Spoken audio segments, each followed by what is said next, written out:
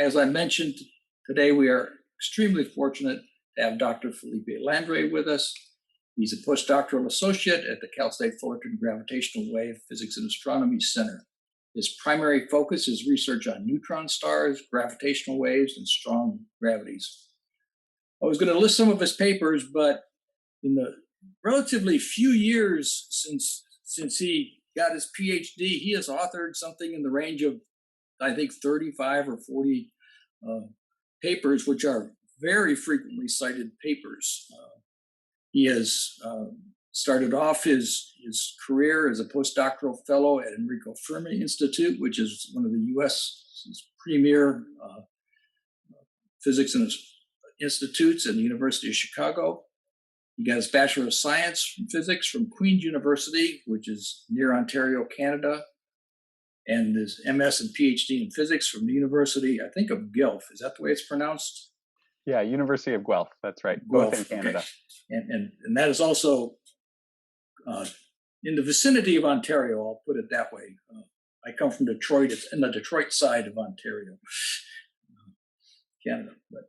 So thank you very much, Dr. Landry, for joining us. And I will, if I can find the right controls, stop my sharing and let you take over here. Awesome. Well, thanks so much for the introduction, Jim, and thanks for the invitation to speak. I am really excited to tell you guys about the latest science to come out of LIGO. So let me initiate my screen sharing here. So I take it people can hear me and see my slides. Can folks see my cursor also? Yes, we can. Yes. Excellent. All right. Well, thanks again for the opportunity to speak here. And as Jim mentioned, I'm going to be telling you about LIGO's recent gravitational wave discoveries, which involve black holes and neutron stars. As Jim also mentioned, I'm a postdoc at the Gravitational Wave Physics and Astronomy Center here at Cal State Fullerton. I'm originally from Toronto, Ontario, Canada. I did my bachelor's, master's, PhD there, and I've been in the U.S. Since doing research work as a postdoc first at the University of Chicago and now here in Fullerton. So in this talk, what I would like to do is three things. First, I'd like to give an introduction to what the kinds of objects we are listening to with gravitational waves are, namely neutron stars and black holes, which fall under the umbrella of compact objects. I'll also give an introduction to gravitational waves themselves, and then we'll get to LIGO's new discoveries from the last year of data collection. So let's begin then by talking not about compact stars yet, but just regular old stars like the sun, which I'm showing here on the right-hand side. And the question I want to ask here is, what actually holds up a star against it collapsing under its own weight? Because a star is a huge ball of gas that weighs quite a bit. And you need some sort of force to counteract the gravitational force, its weight, which is going to try and collapse the star. And it turns out that in a regular main sequence star that's burning hydrogen, that force is photon pressure. In other words, it is the fact that the star is shining, the production of that light and the light particles bouncing off and getting absorbed by the layers of gas to the outside of the star, that's what's actually holding up the star. And so this produces a situation called hydrostatic equilibrium, which is illustrated here on the left.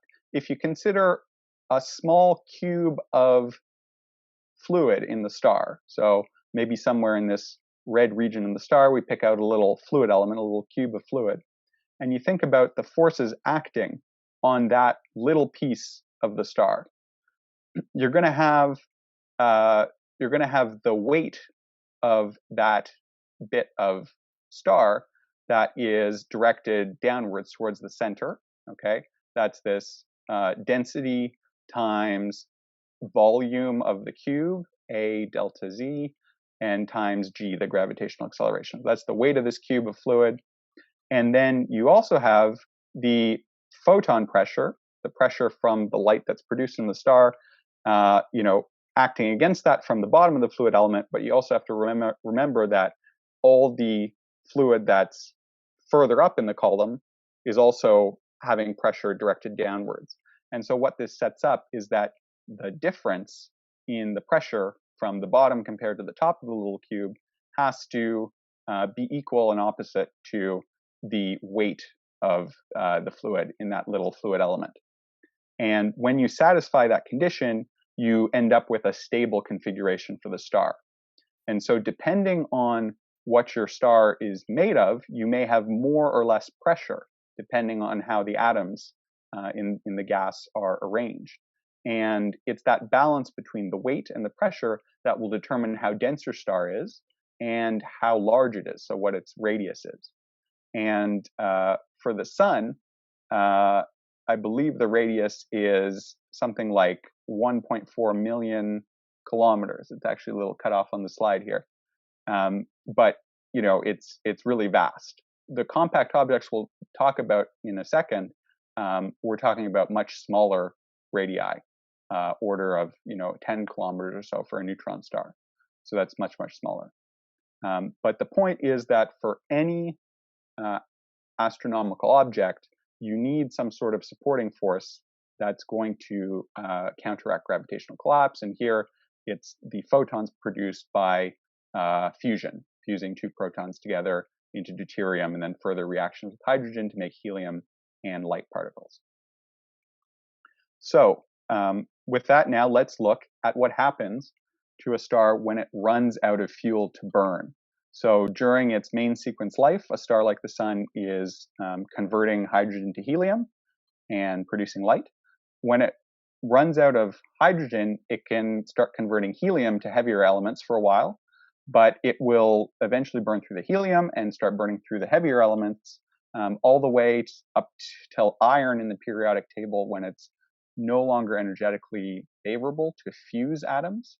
And then basically when it becomes energetically favorable for fission to occur, that's when you're going to get your star getting off the main sequence and having, for instance, a red giant phase where it gets really big and puffs up.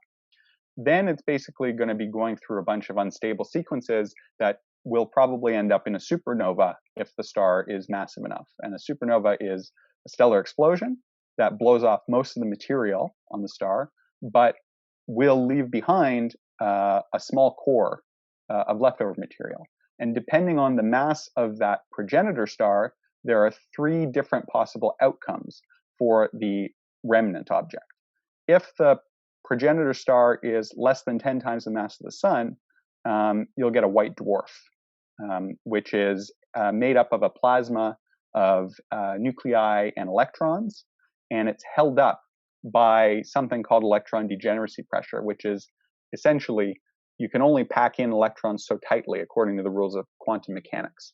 And it's that pressure, that resistance to packing, that is counteracting gravity there. And so white dwarfs end up having typical masses of about half a solar mass. They can be maybe as high as 1.4 times the mass of the sun. But they're light compared to the other compact objects we'll be focusing on here. In fact, they're too light to be detected at present with our gravitational wave detectors. They're too light, but also not compact enough, not dense enough. Their mass to radius ratio is too small because their radii are quite large, as you can see, on the order of 14,000 kilometers. If we take a somewhat larger progenitor star up to maybe 25 times the mass of the sun, then this electron degeneracy pressure that was holding up the white dwarf isn't strong enough to oppose the gravitational collapse. And so you get a more compact remnant that in this case is actually held up directly by nuclear forces, the same nuclear forces that prop up atomic nuclei so they don't collapse onto themselves. And those nuclear forces end up giving, in this hydrostatic equilibrium balance, a radius of about 12 kilometers for a typical neutron star. And their masses range from about 1 solar mass to maybe 2.3, maybe 2.5 solar masses. The upper bound is a little bit uncertain.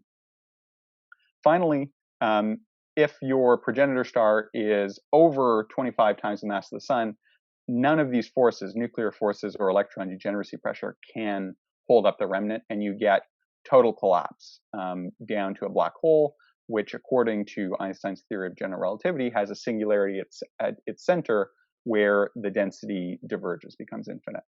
And so the black holes can take on, in principle, any mass. We think that black holes formed from stellar collapse are probably heavier than at least 2.5, maybe even heavier than 5 solar masses, but that's kind of uncertain.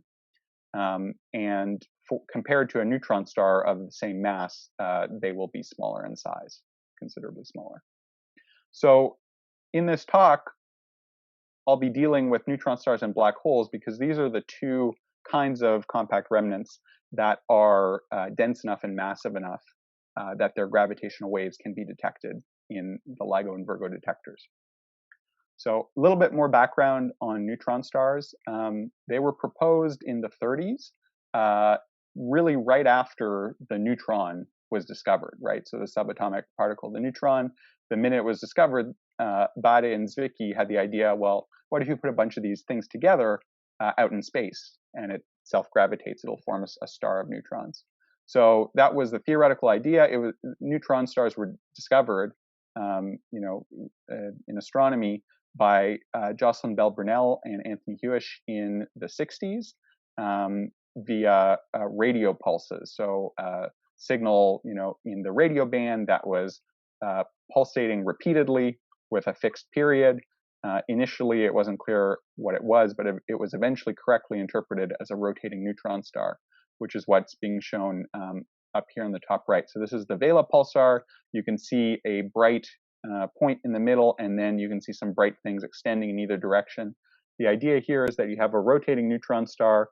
It's got a magnetic field with a north and south magnetic pole, and at those poles, you're producing some emission of light from accelerating the magnetic field, accelerating charged particles. They give off light, they radiate. And because the emission is confined to the region around those poles, you have like a lighthouse effect, where the light comes out of the poles, and as the star rotates, those lighthouse beams will sweep across the Earth periodically with the rotation period of the star, and every time it sweeps across the Earth, you'll see a radio pulse. So that's what a pulsar is. That was the first observational confirmation of neutron stars being out there. Since then, we've seen all kinds, mostly as pulsars in the galaxy. And somewhat controversially, the 1974 Nobel Prize in Physics was given in part to Anthony Hewish for discovering pulsars, even though it was Jocelyn Bell Burnell who actually made the first observation. But that was recognized, at least in 2018, when she won this special breakthrough prize for that discovery. Okay, so turning to black holes now, what's the history there? Black holes were predicted in Einstein's theory of general relativity, dating back to the 1910s, but there was a long theoretical debate in the literature about whether they would exist in nature or not, whether they were just an artifact of the simplifications and symmetries and approximations made in the theoretical calculations, or whether they could actually exist out in the real world. That uncertainty was resolved by Roger Penrose and Stephen Hawking through work in the 60s that Penrose just this year won a Nobel Prize for, demonstrating that black hole formation is a robust prediction of general relativity. And the first, really indisputable evidence that black holes were out there really came at the turn of the century, the turn of the millennium, with observations of Sagittarius A star, which is located at the center of our galaxy. And Sagittarius A star is an object that is invisible. It's not luminous, it doesn't shine, but whose presence is inferred based on the orbits of stars around it. So that's what's being shown in the top right here. At the center of this cluster of orbits, there is some gigantic object of 4 million times the mass of the sun. We can't see it, but we can infer the mass just using Kepler's laws, for planetary orbits, in this case stellar orbits, which give you an estimate of the mass of the central object if you know the semi-major axis, the size of the orbit, and the orbital period. And so just tracking these orbits of stars, visible stars, around the invisible central object led to this estimate of the central mass that was way too heavy to be anything but a black hole. And it's what we call a supermassive black hole. Nowadays, we think every galaxy pretty much has one in the center. And again, since then, all kinds of other black holes have been detected using light from stuff falling into them, as is the case in this picture here from the Event Horizon Telescope, looking at another supermassive black hole, this one in M87, a different galaxy. It looks grainy. That's not because I blew it up too large. That's because the image itself, this is the resolution limit currently, but it's pretty amazing because you can see this patch of darkness where the black hole is supposed to be, and it's gobbling up all this hot gas that's falling in. And so for the Sagittarius A star work, Genzel and Gez won a part of this year's Nobel Prize in Physics as well. Basically, it was given for proving that black holes are real, and they're out there. So the next thing I want to mention is that the kinds of neutron stars and black holes that LIGO and Virgo see or hear are neutron stars and black holes that exist in binaries, meaning they're in a pair. They're in a system of 2 neutron stars, 2 black holes, or a neutron star and a black hole. We'll see a little bit later in the talk why that's the case, why LIGO is sensitive to those systems. But for now, the question I want to answer is, well, how do we end up with systems of paired neutron stars or black holes? There's actually a bunch of ways to do it, but there's 2 broad channels through which this can happen. The first is called isolated binary evolution. And in this picture, you start out with a binary of regular main sequence stars. This is quite common. Most stars in the night sky are actually binary stars. You're not often able to see both at once, but most stars are binaries. And if you start with 2 of them, one of them uses up its fuel, turns into a red giant. If it gets big enough, can start transferring gas to the companion star. So you get this mass transfer. And then maybe if the companion originally wasn't heavy enough to produce a supernova that would give you a neutron star, because of this mass transfer, it will also get big and go supernova, and then you can end up with 2 neutron stars or 2 black holes. The other way of ending up with what we call compact binary is starting with a mixed binary of 1 main sequence star and 1 compact object, black hole or neutron star, which this may itself have been formed through an isolated channel, for instance, but you start here, and then in the dynamical channel, you involve a third compact object or a third object. In this case, we have a spinning neutron star or black hole that comes in and interacts gravitationally with this existing binary. And if the spin is just right and the angular momentum it's coming in with is just right, it can give a kick to the main sequence star, and actually eject it out of this binary and replace it. And then you end up through this dynamical interaction with 2 compact objects as well. So that's what I wanted to say in terms of introducing black holes and neutron stars. Maybe I should pause at this point and see if there are any questions. There's a question about momentum. So let's see. So what happens to the momentum of the system when 2 black holes collide? Well, one thing to keep in mind, as we'll see later in the talk, is that you never get head-on collisions of black holes. They end up becoming gravitationally bound in a binary, and they'll circle around each other, okay? And so they have angular momentum. It's not so much about the head-on linear momentum. And the gravitational waves that they radiate will actually carry away some of that angular momentum, and then the angular momentum that's left over will be transmitted to the remnant after the merger. So if you smash 2 black holes together to make a third larger black hole, that remnant black hole will be spinning. And the angular momentum will be conserved except for what's radiated away.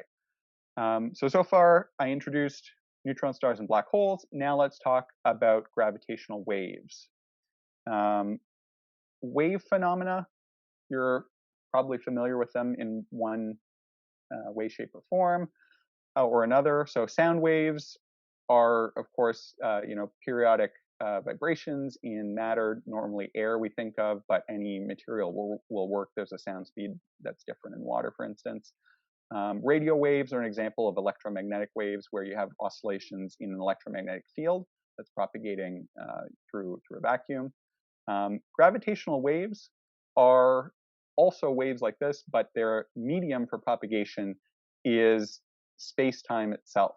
So they're ripples in the fabric of space and time. If you like, you can think about them sort of like ripples on the surface of a pond, if the surface of the pond is, all of space where we're living, and also time is full of in there somehow. So to get a sort of more concrete picture of what a gravitational wave actually does, what it means, there's this little cartoon here on the right. And what this is showing is you're imagining empty space far from any astronomical objects, and you have a ring, a circular ring of test masses, little particles in a circular ring. And if you pass a gravitational wave into the screen through that ring, because the wave is this ripple with peaks and troughs in space and time itself, the effect is to actually deform the ring, stretching and squeezing the space in between these test particles. And one of the key features of gravitational radiation is that the displacements it produces are transverse to the direction of propagation. So because it's coming into or out of the screen here, there's no deformation along the direction of propagation. The stretching and squeezing all happens in the two transverse directions. So that's what a gravitational wave looks like, out in empty space. Here's a brief video, if it will play for me, of what this would do to the Earth, because the Earth would also experience the same sort of thing. So there's this green gravitational wave pulse that's supposed to be going through the Earth, and you can see it stretching and squeezing a little bit, getting deformed, and restoring to its original shape between pulses. So the scale of the effect here is vastly exaggerated because the typical strain, the typical displacement we're looking at in the detectors is the size, the diameter of a proton, right? Smaller than an atomic nucleus. So that's incredibly small. But the idea is exactly what you can see here. You're getting a small stretching or squeezing of space. Okay, great. So gravitational waves are also something that come to us directly from Einstein, in the sense that his theory predicts them to be occurring out in space whenever there's motion, accelerated motion of some sort of asymmetric mass distribution. And similar to black holes, there was an early debate in the literature whether gravitational waves were real or not, in the sense of whether they could actually carry energy away from a system, or whether they were some sort of artifact of the calculations that weren't actually physically meaningful. There was good reason to believe that they were real and could carry energy long before LIGO came on the scene. But of course, with the first discovery, that absolutely proved it once and for all. So, as I said, Einstein's theory predicts that it's asymmetric mass distributions that radiate gravitational waves. So, a spherically symmetric pulsation, let's say, of a star, where it's just increasing in diameter uniformly as a sphere and contracting, doesn't emit any gravitational radiation. Similarly, translation of a black hole or a neutron star doesn't emit any gravitational radiation. You need to have a setup with masses that is breaking the spherical and rotational symmetry to actually generate gravitational radiation. That has to do with the technical details of the fact that gravitational waves are waves in space-time, which is four-dimensional, and so it's a tensor perturbation in the technical language. But what this means in practice is that you need these kinds of binary systems to break that symmetry and produce your gravitational radiation. So for those of you who are familiar with electromagnetism and radiation electromagnetism, there you can get dipole radiation. If you have a positive charge and a negative charge, you can produce electromagnetic radiation from that kind of configuration. In gravity, there's no such thing as a negative mass, and so you can't actually produce dipole radiation, but you can get quadrupole radiation by breaking the symmetry in the sense that here along the horizontal axis, you have a bunch of mass, but along the vertical axis, there's no mass. And so that breaks the axial symmetry. So that's why compact binaries are good for gravitational waves. They make especially big ripples in spacetime, especially when the objects involved are really, really compact. In terms of the way the gravitational wave signal looks, the amplitude of the signal in the detector, what we call the strain H here, is going to decrease the further away the source is, which makes sense. Further things are quieter in our detectors. That scales like 1 over the distance. But the strain goes up. It gets larger in amplitude if your system is heavier. Here, m would be the total mass. And it also gets larger in amplitude later in the in-spiral. So when two black holes pair up and start doing this dance where they spin around their common center of mass, they're continually radiating gravitational waves, which are carrying energy away from the system. And as the system loses energy, the orbit shrinks.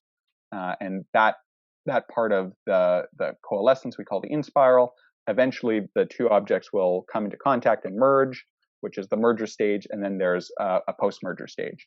But so far, the only part of the gravitational wave signal we've detected reliably is the in-spiral part. So that's what I'll be talking about. The frequency evolution of the in-spiral signal depends on the chirp mass, which is a combination of the individual masses, but basically larger chirp mass means the frequency will evolve more quickly. And it also scales with the frequency to some positive power, meaning that over time, as your signal comes through the detector and the objects are closer together, you expect the frequency of the gravitational wave to go up. And we'll see an example of that in a minute. Let's see. So I'll take this quick question here that I see in the chat. Do you need an actual collision, or is rotation sufficient for signal detection? So it's totally sufficient for the two black holes, say, to be orbiting each other around their common center of mass. They don't have to touch, they don't have to collide, and we can still detect that. In fact, certainly for the neutron stars, and I think for at least some of the black holes, we haven't been able to resolve the point of merger, because that happens at a frequency that's high enough that we're not sensitive enough there yet for those particular signals. That's definitely the case for the neutron stars. So let's talk now about how we actually measure these gravitational waves. We've talked a bit about the properties, but how do we actually learn from them? So in the US, we have two of these so-called LIGO detectors. They're laser interferometers. Okay, LIGO's Laser Interferometer Gravitational Wave Observatory. That's a fancy way of saying that they're basically two really long rulers at right angles. And the rulers here are 4-kilometer long beam tubes, one this way, one this way. This, I believe, is LIGO Livingston. So there's one detector in Louisiana. There's another detector in Hanford, Washington. And what happens when a gravitational wave passes through the detector, as we saw a few slides ago, it will stretch and squeeze the detector arms. And if it's passing directly, top down through the detector, it will alternate stretching and squeezing one arm perfectly at a time. And the pattern, according to which they stretch and squeeze, the frequency at which they do it, how much they stretch and squeeze, gives you directly the amplitude and the frequency of the gravitational wave. So there's a little video that illustrates that nicely. So what we have here is a laser going through a beam splitter. These are the two arms. The gravitational wave is passing through. You're getting the stretching and squeezing. And instead of using an actual rigid ruler, which would be tricky to measure precisely, we use the fact that we can measure the arm of the arm length when the tubes are at rest, when there's no gravitational wave, and we know the speed of light essentially exactly, and so we can just time how long it takes a laser pulse to go and come back, and that gives us a really precise measurement of the arm length, so precise in fact that we can distinguish these tiny little diameter of a proton level differences in the stretching and squeezing. And by using this beam splitter and reflecting the mirrors, we can recombine the laser pulses that went down each arm And when they combine in phase, you'll get a laser pulse. And when they combine out of phase, you'll get a dark spot on your detector. And the bright pulses and the dark spots correlate precisely with the peaks and troughs of the gravitational wave. So that's how the measurement works. Just to add to that, that tells you about the characteristics of the gravitational wave itself, but typically we're also interested in where on the sky the gravitational wave came from, and for that you need a network of detectors to do triangulation, and that's why we have Virgo, a partner detector in Italy, and as of 2020 also Kagra, a new detector in Japan. In the future, LIGO India will come online probably midway through this decade, and just to demonstrate, here's the binary neutron-star merger GW170817, which I'll talk about in a minute. And you can see the localization on the sky where it came from with just the two LIGOs in the light green versus the better triangulation you get with the dark green as well from Virgo. Okay, so that's what I wanted to say about gravitational waves. I see there's another question in the chat here. So there's a question about whether gravitational waves can reinforce or cancel each other out, and whether you can know that you're only receiving a single wave at a time. So that's a really good question. In terms of waves adding and canceling, that's something that the detector takes advantage of when it recombines the laser pulses. But if you're worried about combining multiple gravitational waves at once, that is possible in principle, but they would have different characteristic frequency evolution depending on the source masses, and they'd probably be starting and ending at different times. And so if it were happening, we would be able to, with our current searches, probably pick that out. The thing is, currently, the detectors aren't sensitive enough that we ever really get overlapping signals that are astrophysical in origin, meaning they're real signals from space. It can happen that there are glitches in the detector, so things like tumbleweeds bumping into the beam tubes, or reflected light hitting that photodiode detector instead of the laser light. And in those cases, that can overlap with a signal. We have to find the glitch, identify what did it, and subtract it out. But for now, overlapping signals aren't actually a problem. Mm-hmm. Phil, in the equation you used, I noticed that the gravitational waves relate the amplitude was related to 1 over r, and I think many of us are used to things in 3D space being 1 over r squared. Is there a simple explanation for that, or is it the fact? No, so you're right. 1 over r squared is the typical behavior, and it's true that the gravitational force falls off like 1 over r squared. But here we're not talking about the flux of gravitational waves, which is the sort of effect you're thinking about, where you start from a point and they spread out and it falls off like 1 over r squared, like the area of a sphere. Here we're talking about the amplitude in the detector, so it's a little bit different. Okay. I see there's maybe one more question in the chat. What are we trying to accomplish by detecting and measuring gravitational waves? Great question. That's a perfect segue into the next stuff I want to talk about, which is LIGO and Virgo's discoveries. So in this talk, the application that I am interested in and that I'm focusing on is learning about those compact objects we talked about at the beginning. And the reason those are interesting is, firstly, neutron stars are the densest things in the entire universe. There's nothing denser that's not a black hole. They're the densest material things out there. And so if we want to learn about the fundamental properties of matter at the most extreme, in the densest conditions, the only way we can do that is by studying neutron stars. We can't make those conditions in a lab. The nuclear physics labs only go up to about the density of an atomic nucleus, and at the center of a neutron star, you're maybe 10 times denser than that. And in addition, pulsars, so the light, the radio emission we see from neutron stars, tends to tell us more about the surface of the star, because any light that's emitted is being produced there or scattering off there, whereas gravitational waves, as we'll see in a second, can also tell us about what's going on inside. So that's neutron stars. Black holes are super interesting, first of all, because we don't really understand them completely, in the sense that Einstein's theory is predicting a singularity where our ability to calculate breaks down. And also, they're an opportunity to test Einstein's theory against possible alternatives, which could solve problems in cosmology, like cosmic acceleration, with dark energy, potentially dark matter, things like that. So there's fundamental physics applications, there's nuclear physics applications for the neutron stars. And it's a way of looking at the universe through gravitational waves that is akin to when Galileo invented the first telescope and people were able to see more than the stars that were visible with the naked eye. Now we have a new instrument, that's allowing us to hear what's going on out there for the first time. So let's now talk about LIGO's gravitational wave discoveries. I will get to the new stuff. Let me do a quick recap of the first two observing runs with LIGO in 2015 and 2017.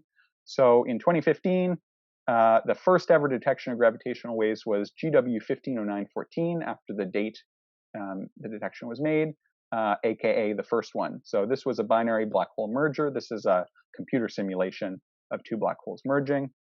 And it involved a black hole of about 36 times the mass of the sun, something slightly smaller, around 30 times the mass of the sun. They, spun around their common center of mass, eventually merged together to produce a larger black hole, 62 solar masses. Here on this spectrogram, which is the frequency of the signal as a function of time, you can see in green the characteristic chirp evolution of the signal that I was describing before. So as a function of time, the frequency is increasing. And that's the kind of behavior I was showing with the formula on the previous slide. This is characteristic of compact binaries, pairs of black holes or neutron stars spiraling around each other. The signal to noise ratio for this event was 24, so pretty loud. That means that, compared to the background noise, the signal was 24 times louder. And basically, it's got to be above 10 or 12 for us to even detect it. And the louder, the better, because then we measure things like the masses a lot more accurately, a lot more precisely.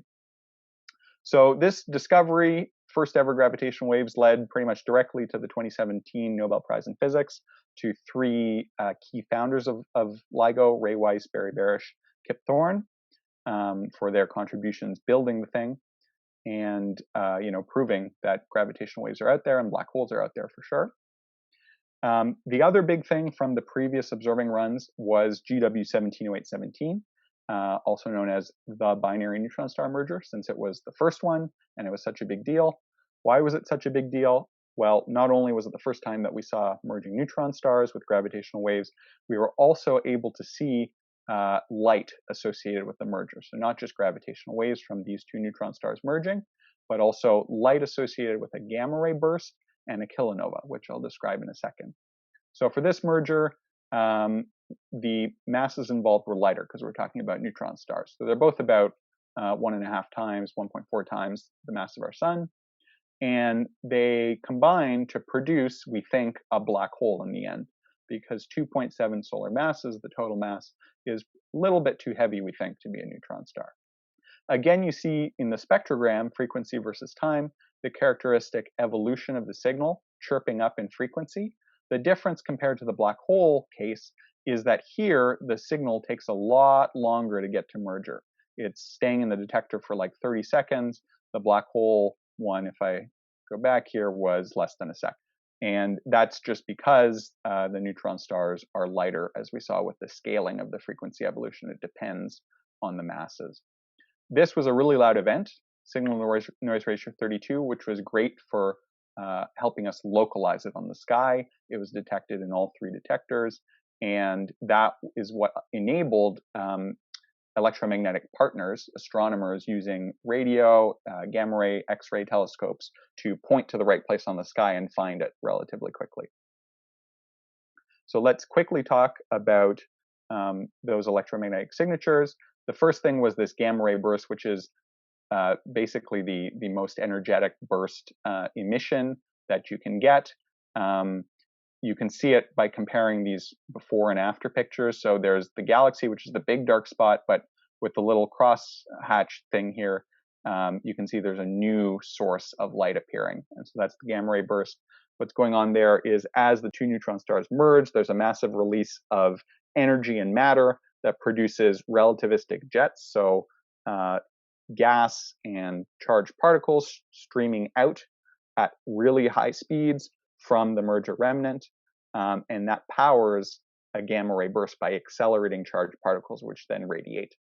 really efficiently. They're very high energy. And this confirmed binary neutron star mergers as a site for short gamma ray bursts. We suspected they came from binary neutron stars, but typically before then, we'd only seen them at really far distances. So we weren't able to say for sure where they came from. The other thing I'll mention is the kilonova. So this is the long duration afterglow after the merger in visible spectrum of light, in radio, basically broadband, lasts for days, weeks. I think some components of it, some colors, lasted even for months.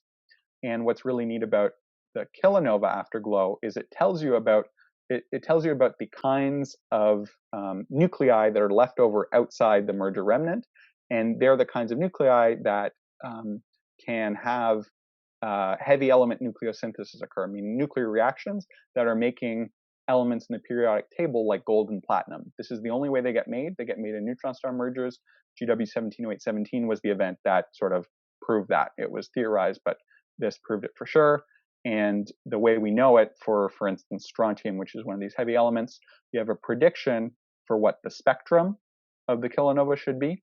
So, the different wavelengths that are represented in the emission, and you see a deficit compared to that spectrum. You see it also on the residuals plot in the bottom here. That means there's been some absorption, and this particular absorption feature is a well-known one associated with strontium. So the other thing we learned from the electromagnetic emission here is that this is where heavy elements like gold and platinum get made.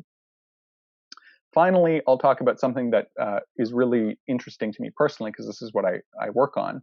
And in fact, I contributed to the paper where this plot was presented. When you have neutron stars inspiraling each other in a binary system, you get tidal forces that will deform them. These are the same tidal forces that on Earth produce the ocean tides when the moon pulls more on the near side of the Earth than the far side. Just because it's closer, the force of gravitational attraction is stronger. That tends to pull the Earth into a little bit of an oblong shape. Same thing happens with neutron stars in a binary system. They get slightly deformed. How much they get deformed depends on their internal structure and composition. So as I mentioned before, neutron stars are so dense, we don't actually understand the properties of matter at that density. It's even an open question exactly what their composition is. They're not all neutrons all the way through. You get to densities high enough where you can get exotic particles, maybe even free quarks, which are the constituents of neutrons appearing. And by looking at how deformable they are with these tides, we can learn something then about what they're actually made of and how it's structured. And so the effect is that the more deformed the neutron stars get, the faster the system merges, okay? That's because these bulges contribute to the asymmetric nature of the binary and source more gravitational radiation. So the system loses energy faster. They also affect the orbital dynamics a bit and accelerate the coalescence. So both effects combine to make you merge a little bit before you would expect if there were black holes. From that phase shift, as we call it, we're able to read off the deformability parameters for both neutron stars, the heavier and the lighter. And what this plot is showing is the darker the green shading is, the more likely those are the values for the individual deformabilities. And these gray lines with the labels like H4 and MS1, these are predictions from nuclear theory for what could be inside neutron stars. And basically the ones that are way out here where there's no green shading, those are ruled out by this measurement. So we're about to get to the good stuff I wanted to talk about here in the last few minutes of the talk. The last segment of the talk here, the discoveries from the third observing run, which ended this spring, although data analysis is still ongoing. So there's even more stuff than what I'm going to present here that's being worked on behind the scenes. There's a question about the size of the black holes and the speed of the collision changing the frequency. So yes, the speed of collision in the sense of how close you are to merger in your in-spiral. As the two black holes or neutron stars get closer together, the rate at which they're orbiting will speed up, and that does affect the signal.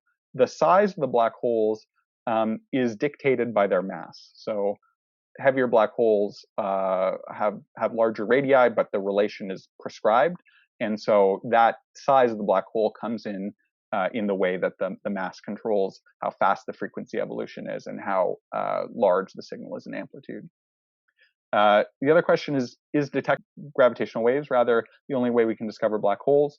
No, but it's one of the better ways. So, I showed at the beginning of the talk two ways of detecting them with light. One by inferring their presence from what stellar orbits are doing around them. The other by looking for stuff falling into black holes. But if you're looking for an isolated black hole that has no gas, hot gas falling in, and no bright stars around it, then you're pretty much out of luck unless you're using gravitational waves and it happens to be an emerging binary. Okay, so let's get on to the good stuff here and talk about discoveries from the recent 2020 observing run. The first thing I'm going to mention is GW190425, also known as the second binary neutron star merger. So this was the second time we saw something that involved a neutron star. It was the first announced discovery during this third observing run. It was a lot quieter than GW170817, and as a result, we weren't able to localize it well enough to find an electromagnetic counterpart, even if there was one. We don't know if there was one or not. And we weren't able to measure any tides like we did for GW170817. That's a combination of it being quiet, but also one of the neutron stars is quite heavy, quite massive. And heavier neutron stars are more compact and are harder to deform. So to learn about the inside of neutron stars, we actually want to see lighter ones because they deform more easily. So what was unusual about this system is the total mass of the system. So individually, each component mass here is quite normal for a neutron star. 1.4 is solar mass is pretty typical. 1.6 or 1.8 is not an outlier. 2.5 would be kind of extreme, but that's to the edges of the error bars. But what is unusual is the total mass of the system of 3.4 solar masses is an outlier compared to the binary neutron stars we see in our galaxy as pulsars. So pulsars follow this dotted distribution here, where most of them have a total mass for both neutron stars in the system together of maybe 2.7 solar masses. And this total mass is up at 3.4. So what that's telling us, this is a first hint that the population of neutron stars that merge in binaries might be completely different from the population of neutron stars that produce pulsars in our galaxy.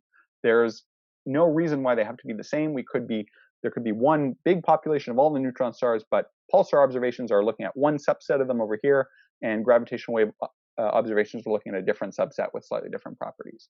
And that's what this seems to suggest, but it's only one observation.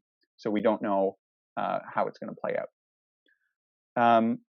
The next thing I wanted to mention here, just in terms of the tides, the orange is what we would expect the tides to be for this signal, theoretically, and the blue shaded is what we measured. And so if you just look at where you would put the upper error bar, which is these vertical green, blue, orange lines, that's an upper bound on your tidal deformability. It's way above where we actually expect the signal to be, just to say that we didn't measure anything here. Okay, so now we'll talk about my all-time favorite event, because I was closely involved in writing the discovery paper that announced this to the world. It's GW190814, also known as the mystery merger. Why is it a mystery merger? Well, it's got one heavy black hole, 23 times the mass of the sun, but it's got this weird mystery object that weighs in at 2.6 times the mass of the sun. That is just between where we expect neutron stars to be and black holes to be. We don't know which one it is. We can't tell whether it's a neutron star or a black hole. This is also an unusual event because it's got a very asymmetric set of masses. The difference in the masses is really big. That actually helps us measure a lot of information out of the signal, but it's also very unusual for gravitational waves. We'd never seen anything like it. No tidal effects or electromagnetic counterparts were identified. That's probably to be expected for mass ratio like this. We didn't expect to see any. And just to hammer this point home here, here's a slide that shows a scale of the masses of known neutron stars and black holes. And so just above 2 solar masses, the heaviest known neutron star, which is known as a pulsar, is 2.1 times the mass of the sun. The lightest confident black hole mass measurements are around 5 solar masses. There's some candidates that might be black holes and that might be right or might be wrong, around 3 solar masses. But this object in 1908-14 weighs in at 2.6. So it's heavier than the heaviest known neutron star, lighter than the lightest known black hole. What is it? The only thing it's comparable to is the remnants of neutron star mergers that we've seen in gravitational waves, which we think are black holes. We've seen one of 2.7 solar masses with GW 170817. So it's an open question whether it's a black hole or a neutron star. My money is on it being an unusually light black hole. And the reason for that is if you compare the secondary mass here, 2.6 solar masses, this is the probability distribution, how likely the different masses are. 2.6 is the most likely. There's actually not too much overlap with the probability distribution for where the maximum mass for a neutron star is. So the most likely maximum mass is pretty close to that heaviest one that's been seen, 2.1, 2.2, maybe an upper bound of 2.3. It's still possible that neutron stars could be as heavy as 2.6, but it's pretty unlikely. And so this would be interesting because we've never seen a black hole that light. And that suggests it formed in a way that's different than the other black holes we've seen. All right, now, finally, for the last special event I'll mention from 03, this was announced very recently, just a few weeks ago, or maybe a month ago, GW 190521, also known as the black hole merger that produced an intermediate mass black hole. It's the heaviest compact binary that's ever been seen in gravitational waves. It's got two behemoths, 85 times the mass of the sun and 66 times the mass of the sun. And they produced this black hole that's over 100 times the mass of the sun. That's interesting. It's a so-called intermediate black hole because this is too heavy, we think, to produce directly from a stellar collapse. And the fact that we've seen it come out of a merger of two black holes suggests that maybe all the 100+ solar mass black holes in the universe are products of previous mergers.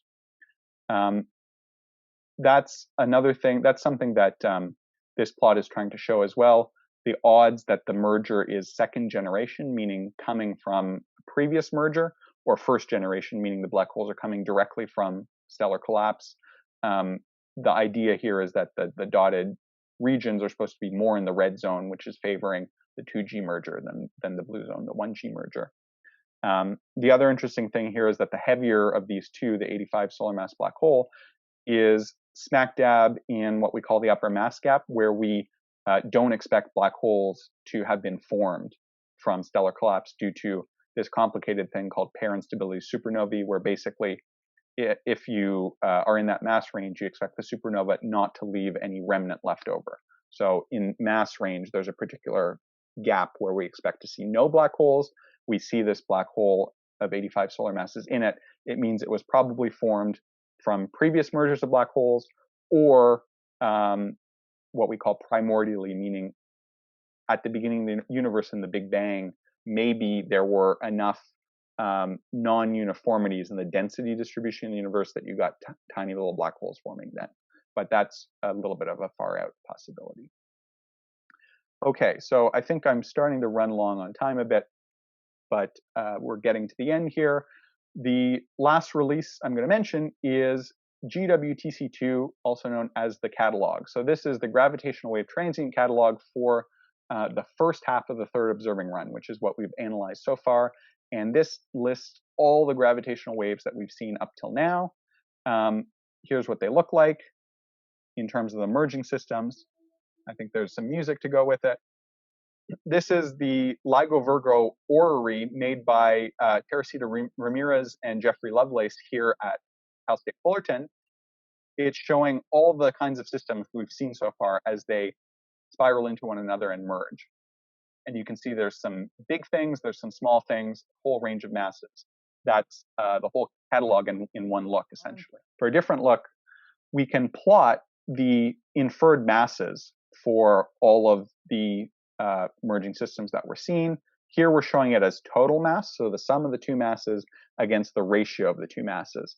This is a nice way of plotting it because it separates out the binary black hole region, which is up here above the dashed line, from the binary neutron star region, which is down here, and also separates out this possible neutron star black hole region. So there's one candidate event whose masses lie definitely within this region, So it's possibly the first neutron star black hole signal.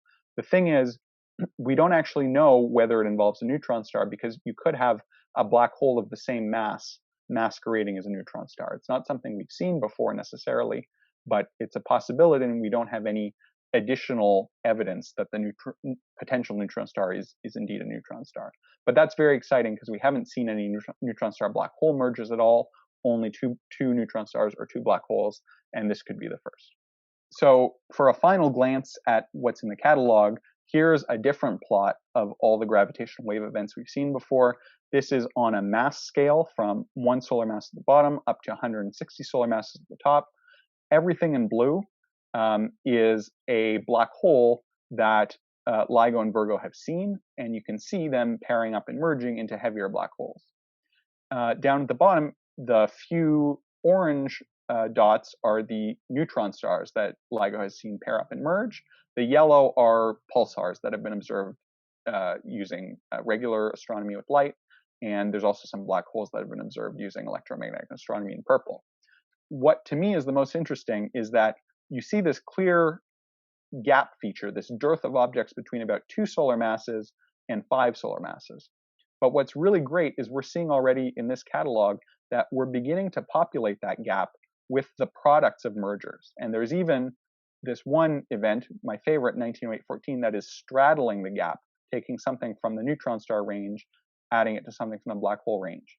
So what we're learning from LIGO's results are the first glimpses of not just the properties of individual neutron star and black hole mergers, but properties of the population. How are the masses distributed in the universe? How frequently do neutron stars and black holes of unusual masses merge? We're getting our first glimpses of that.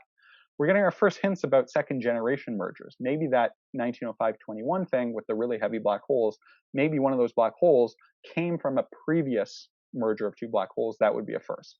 We're not sure yet, but it's a possibility. I think these results also put GW 17817, the binary neutron star merger, in perspective for just how informative it was. We haven't seen another event that has told us so much about the universe yet, but maybe we'll see something like that again in the near future.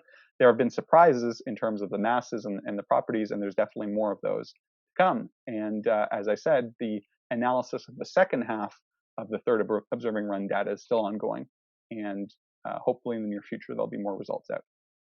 So I'll just close by mentioning that a lot of these results, there was a contribution from members of GWPAC in them. So not just myself, but Jeffrey Lovelace, Josh Smith, and Jocelyn Reed, the faculty in the Gravitational Wave Center, but also many students. And so many of the students here are doing, top-notch research, and they're authors on some of the discovery papers. And it's really great to see this coming out of Fullerton. So with that, I'll stop and take questions. Thanks for your attention.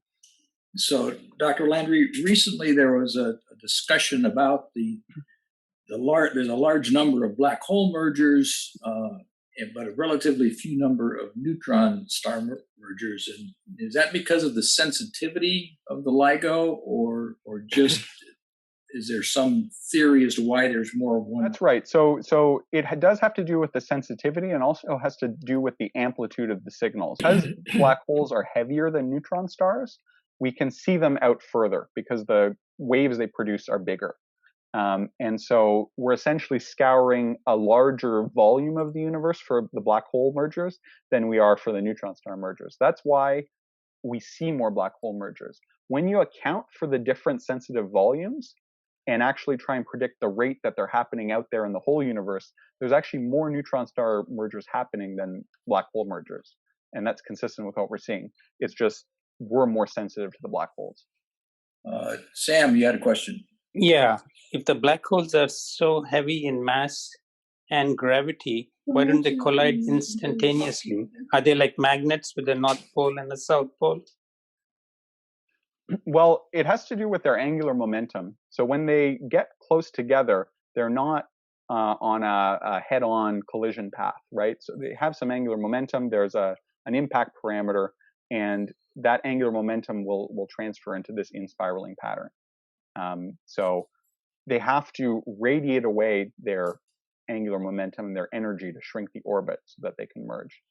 Dr. Landry, how many mergers does the LIGO detect in a 6-month or a year's period of time? Right, that's a good question. So let's see. So I know during the second observing run, when we saw this binary neutron star, the first one, I think in total for the observing run, which was probably about 6 months live time, I think it was maybe 8 binary black holes and the one binary neutron star. So order 10. Now that we're in the third observing run and we're more sensitive, the numbers have gone up quite a bit. So I think in the current catalog, which is for half the observing run, there's already, it's over 20 or 30, I would say. They added 39 to the There you go. catalog. Yeah. There you go. Thank you. I don't see any more questions. If there's no other questions, I'd like to thank Dr. Landry for taking time to brief us today on what they've been doing in the Gravitational Wave Center. It is always amazing science, and it is, as we're seeing, it's some really new science and exploring some new areas. One of the areas that I find personally interesting is constraining the types of material that the neutron star can be made of, and the actual extreme gravity physics. And I don't pretend to have understood all the code words that they had, the constraints, but there's been lots of speculation. These aren't really neutron stars; they're quark stars. I'm not sure if that's what we're getting closer to, or if you have any personal thoughts on what is the real material of a neutron star. Well, to that I'd say there are hints that there may well be quark matter inside neutron stars. I think it's premature to say we've seen it. There are some papers out there now in the literature saying we've basically seen it, but I think they're too far ahead of the curve. But nothing we've seen so far is inconsistent with it, and that hypothesis might be slightly favored over no quark matter. Yeah. Interesting. So thank you very much for your time and your explanation today, and your patience with this whole crowd. We really appreciate your time. So thank you very much. I'm going to go cover just a few quick charts before the end of the class here. Thanks. It was a pleasure, everybody. Thank you, Dr. Landry. So I think we've covered questions. So we're going to talk a little bit about what's up in the sky. So Jupiter and Saturn are pretty much low in the southwest after sunset. I think you've got about another month to catch the both of them. I think in December, if I recall, they are going to be optically merged. I think they're going to be within a few minutes of each other, arc minutes of each other. So that would be a good time to view them if you can see them low on a horizon and there's not too much clouds or haze in the air. Mars is, of course, very bright, south to southeast just after dark, rising very high in the sky. And then for those of you who are really early risers, Venus is up just before sunrise. Our next class will be November 19th. It'll be our last class of the semester. It's going to be a NOVA class, primarily talking about human nature, and it's on editing DNA and the ethics and the discussion surrounding should we and when should we edit DNA. So thank you very much for joining us.